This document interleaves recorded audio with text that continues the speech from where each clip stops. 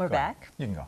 We've been talking a lot about the new credit card rules that went into effect on Monday. That's right. Our money and time-saving expert, Denise Winston, joining us now with more things that you need to consider when it comes to that plastic in your wallet. Good morning. Good morning. Well, you know, it's all about playing the credit card game. Lots and lots of talk about People don't like that game sometimes. Well, you know, a lot of people want to fold. They say, I don't want to play the game, working with lots of clients in workshops.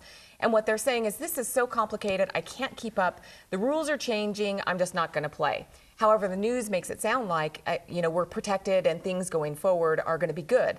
But remember, $15 billion every year have been collected in penalties and fees. Okay. So are the corporations going to walk away from that, or are they going to change the rules? So what we need to do, think about it as a card game and saying, okay, I've got a deck of cards or I have a hand of cards. Which card and when do I play it? So the first thing we need to do is we need to chart out our accounts, because going forward, this is going to help us eliminate emotional knee-jerk reactions. So we need to list out what the credit limit is, what the balance is, and also what the interest rate is. That way we know exactly what's in our hand and when to play it.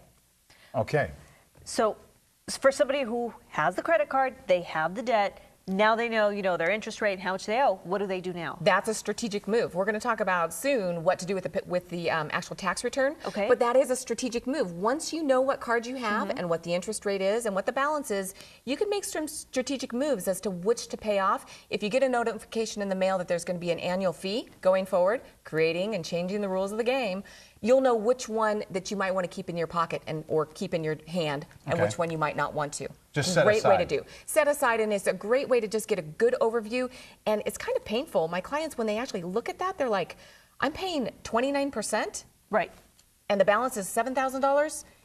Maybe I don't want to charge on that next month. So it's a great way to really get a bird's eye view and know what's in your hand. Right. And I think far too often people just, they have several credit cards and they just sort of do the old, well, how much is left on that one? Oh, we'll go put it on this one instead, and really just have no clue.